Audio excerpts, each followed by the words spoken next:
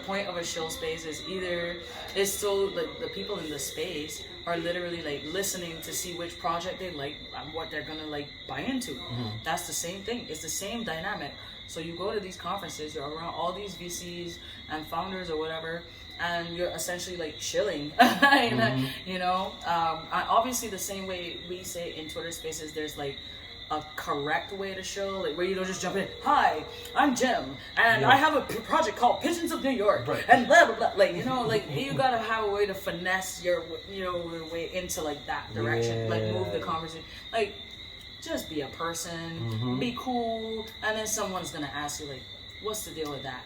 I see you got a pigeon. Like, tell me about it. You know, just be natural, and these people are gonna take interest in you. And if you do happen to, perhaps, like, even if you don't just go as a guest at a conference, see if you can get your project, like, yes, most of the time you will have to pay, but you can register to be a speaker on a panel, or like to be able to present your project.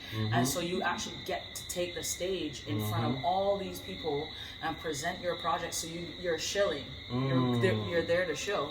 So it's crazy that you bring that up, because but at least if you're on the stage, people know like you're here to show. That's the point. Like, we know you're just gonna go up there, talk about your project, and if we're interested, we'll give you the money. It's really that simple. So you know what? Listen, give me advice right now, right? So I'm actually going to be speaking at NFT Las Vegas on behalf of Pigeons in New York on Saturday, August 27th.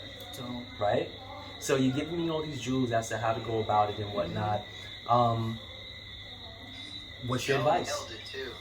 Yeah. Yeah, man. No, she's honestly, on point. She's dropping jewels, man. Yeah, for real. Like, just when you go, I think, like I just said, you know, just like, first of all, you're from New York. Like, everyone is drawn to like the New York vibe. Like, you're just gonna pull up and people are just gonna be like, that guy looks cool. Let me go talk to him. And then they're gonna hear your accent and be like, yo, he's cool. Like, he's from New York. Oh shit. And then, you know, you're gonna get into conversation and whatever. But if you're actually presenting, then yeah, like, honestly, just be genuine. Like, talk about why.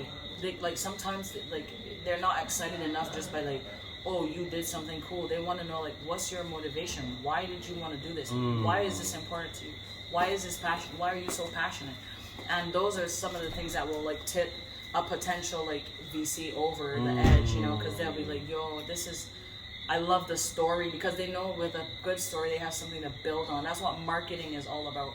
You know what I mean? So that's why brands that launch off of nothing have to create a story. So that's why you'll see Sprite be like, okay, we support street ball, or you know what I mean? They are like, so our whole thing is like, we're going into like the, you know, like the less fortunate communities, and we're like throwing money into the community. We're helping the kids. We're building the Sprite whatever recreation center.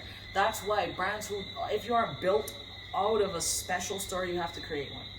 So it's all gonna come down to the story that you're able to tell and the heartstrings you're able to pull. If you really want to know marketing well, there's a book you should read. It's called Love Marks.